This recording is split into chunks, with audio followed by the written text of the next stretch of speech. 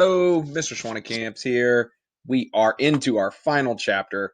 I had made the great decision to record all of these videos in about 3 weeks, so I've made a whole lot of videos, a whole lot of time spent in front of my computer, but we're almost there. We're on chapter 11. We are talking about sequences and series in this unit. If that scares you a little bit, patterns. We are talking about patterns, working our way through them. For the most part, not terribly difficult. Today is a pretty straightforward, hey, what is a sequence? The next one will be what is a series, and then we'll kind of break off from there. But 4 sections left. Let's see what we can do and work our way through this. So, sequences happen in the real world all the time. Patterns, obviously. Just think of the word pattern. Think about all of the different places you've seen patterns. That is what we are dealing with. If you saw shingles on a roof, it's going to make a pattern. Bowling pins are in a pattern. Bricks, pattern. There's tons of patterns. I don't even know why I'm listing them. There's a billion. All right. So, sorry. When we talk about a sequence is a list of numbers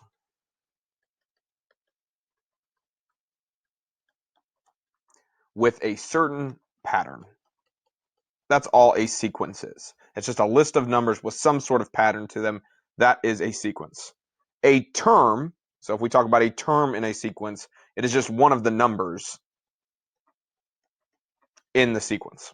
All right, so that's what we're dealing with. We're going to deal with a couple different types of sequences.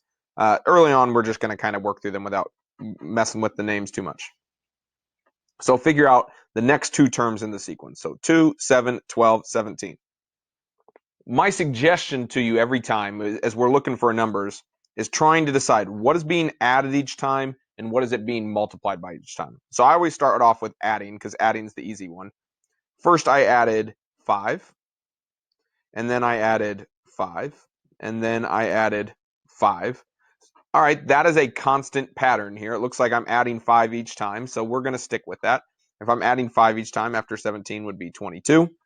Add 5 again, 27. Done. Let's look at the next one. 41, 39, 37. All right, so let's see. I am 41 to 39. Oh, I'm minusing 2. And then I'm minusing 2. Oh, good. I'm minusing 2. Minus 2. 31. Minus 2. 29. All right, so those aren't too bad. It's just seeing what I added or subtracted.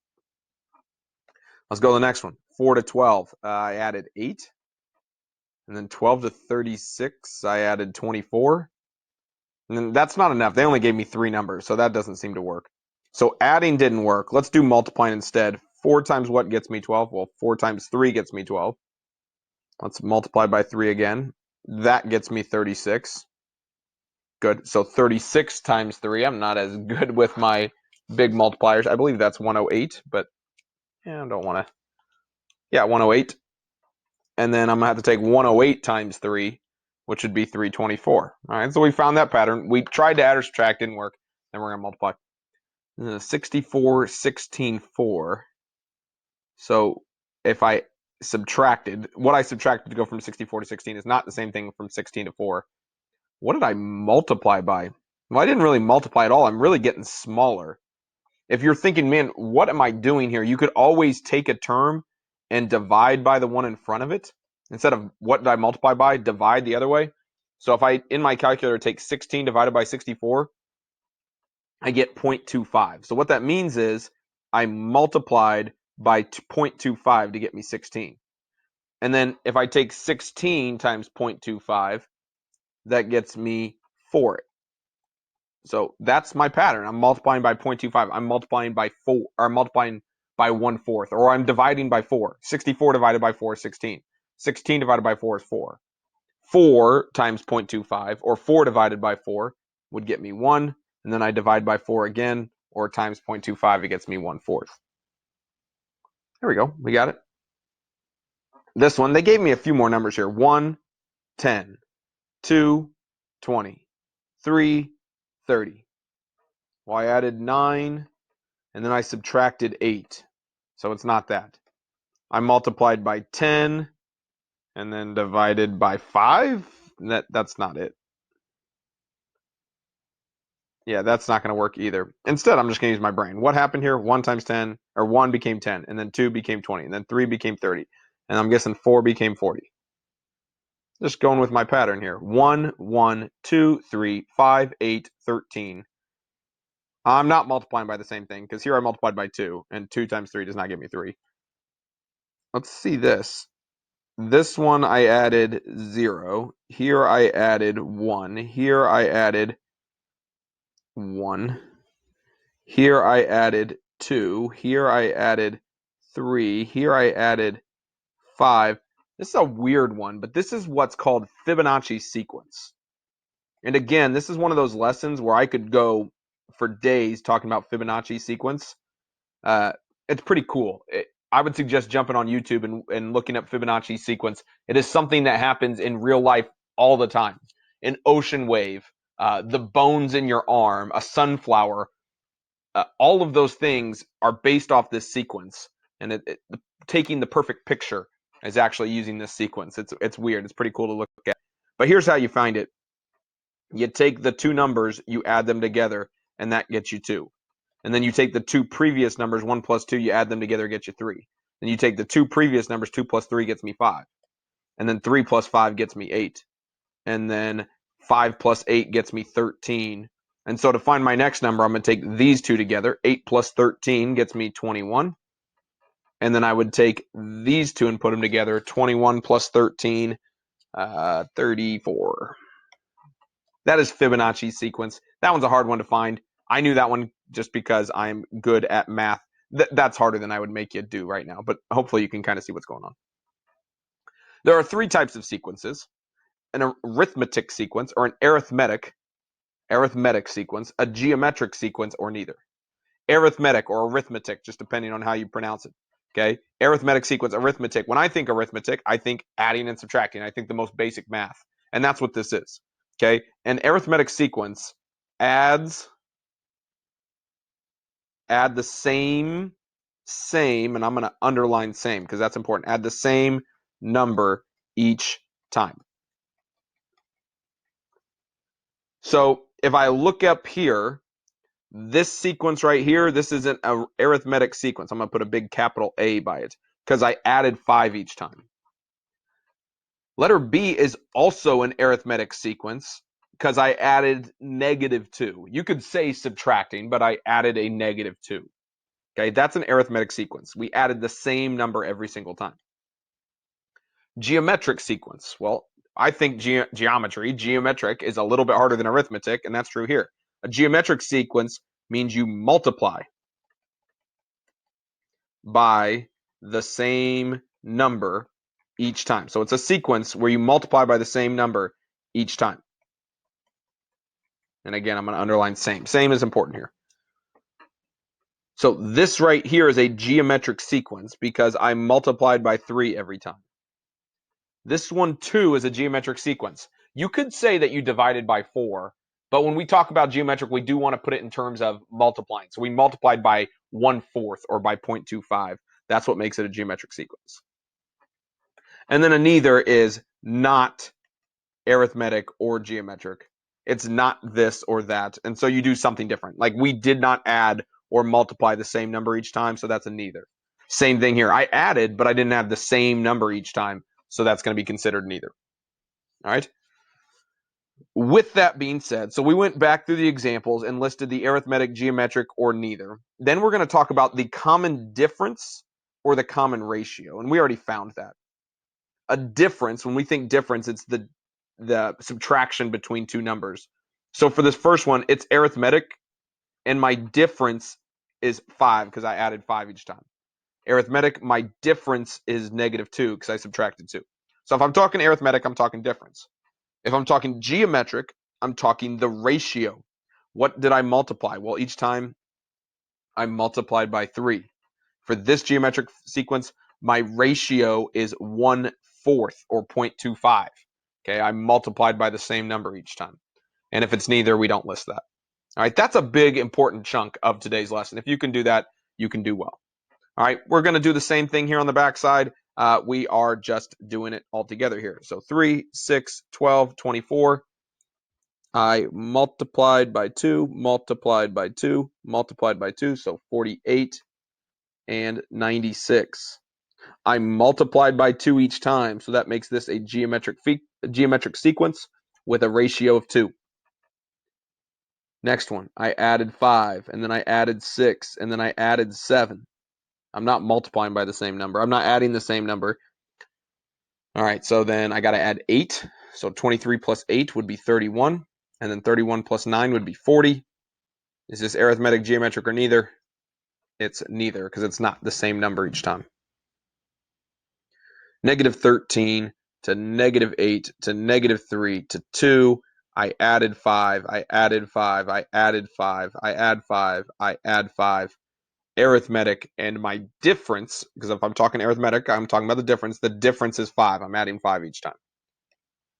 21 to 12. What did I do? I subtracted 9. Yep. 12 to 3.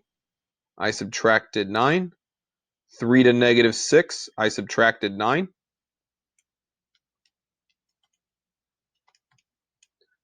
Then I get negative 15. Sorry, I was just double checking something. And negative 24. I subtracted 9 each time. So I subtracted 9. It's arithmetic. And my difference is negative 9 because I subtracted 9 each time. Next one, 28, 14, 7, 3.5. I am cutting it in half. I'm cutting it in half. I am multiplying by a half. Multiplying by a half. So 3.5 multiplied by a half is going to be 1.75 times a half. 0.875. I'm multiplying by a half each time, so this is a geometric sequence, and my ratio is 1/2.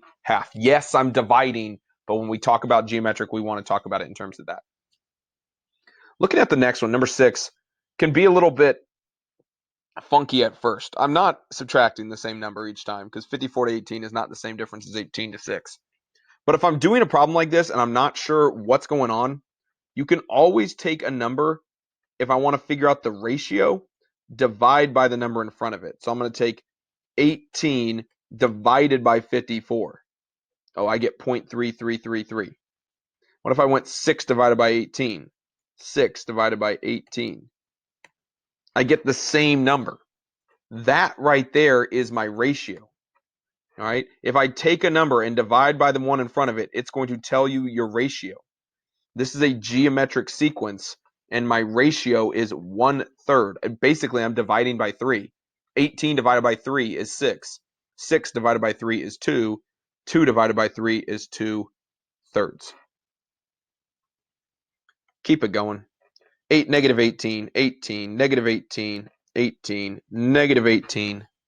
What am I doing each time? This one might be a little tricky. It is a geometric sequence, and my ratio is -1 because I'm multiplying by -1, multiplying by -1. That's what's making the signs flip back and forth. If your signs are going back and forth like that, there's a real good chance that your ratio is negative. 5, 1, 5, 1, 5. I subtracted 4, I added 4. Subtracted 4, added 4. Subtracted 4, added 4. It is a neither problem because I'm not adding the same thing each time. All right, so we identified sequences. Now let's get to this part. Some new vocabulary. A with this little sub 1, like H2O.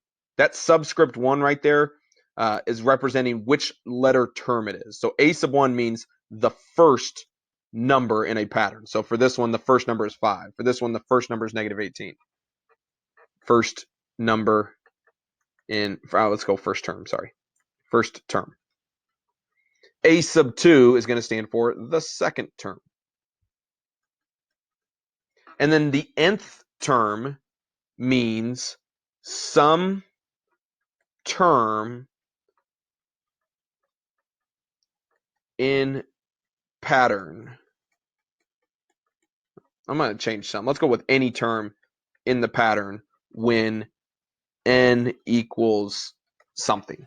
Okay. I hate writing out definitions, but that's what it is, and it'll make more sense as we go here. But I'm trying to figure the nth term is going to represent some term, and it can change. It could be a variable. Sometimes I'll say the nth term is the 5th term or the 8th term. It just depends on the problem, and it'll make more sense here in a second. Give the first 7 terms of the sequence. A sub n is equal to n squared. This is the nth term. Okay, it's going to change in this problem because I want to find the first 7 terms. The first thing I want to do is find a sub 1, find the first term. Well, if I'm making the first term, that means my n is 1. And so all I'm going to do is plug into this equation and make my n 1. Well, what's 1 squared? My 1 squared is going to be 1. So I'm going to write the pattern over here. So 1. And then a sub 2. I found the first term. Now I'm going to the second term. I'm plugging in 2. Well, then I'm going to get 2 squared. So it'd be 4. Then I'm going to do the third term. 3 squared would be 9. Then I would do the fourth term. 4 squared would get me 16. A sub 5. 5 squared would get me 25. And I don't need to keep writing these out. I know what the last 2 numbers are going to be. 25 and then 36 and then 49. How did I do that? I'm just plugging it in. Okay. If I wanted to know what the 7th term was, I didn't need to do any of this. They gave me an equation. All I needed to do was plug in 7 and it found me the 49 as my 7th term. Find the first 9 terms find the first 9 terms in the given rule of the sequence is this. So this is going to find me a term. I'm just going to do my list. So I'm going to go a sub 1. I'm going to plug in 1, so 1 minus 2. It gets me negative 1. A sub 2. 2 minus 2. Because I'm plugging in 2 for n, because I'm finding the second term. 2 minus 2 would be 0. I'm going to find the third term. 3 minus 2 is 1. Find the fourth term. 4 minus 2 is 2. And I can see the pattern now. It goes negative 1, 0, 1, 2. So I can just finish this. So negative 1, that's the second term. Third term, fourth term, fifth term, sixth term, seventh term, eighth term, eighth term, ninth term. Okay, if I wanted to double check, I could do a sub 9. A sub 9 is going to be 9 minus 2. Hey, guess what? It's 7, just like I thought. That is an arithmetic sequence. My difference is 1. I'm going to add 1 each time to do my setup. Find the first 5 terms, write them in the line.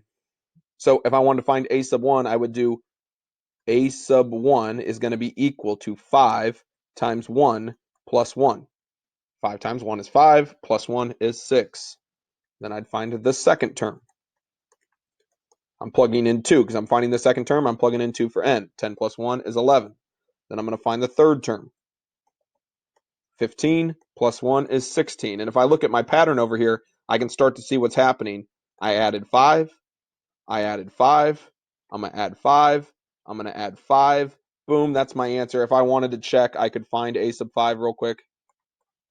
Yep, I got 26 just like I wanted. That gave us an arithmetic sequence with a difference of 5. And let's do it again. First 3 terms. A sub 1 is going to be equal to 1 times 1 plus 3. I get 4. A sub 2 is going to be equal to 2 times 2 plus 3. Again, all I'm doing here is plugging in 2 for n. 5 plus 2 is 10. Third term is going to be equal to 3 times 3 plus 3. 3 plus 3 is 6 times 3 is 18. I added 6 and then I added 8. It doesn't seem to have a pattern to it. I'm not multiplying the same number each time. There we go.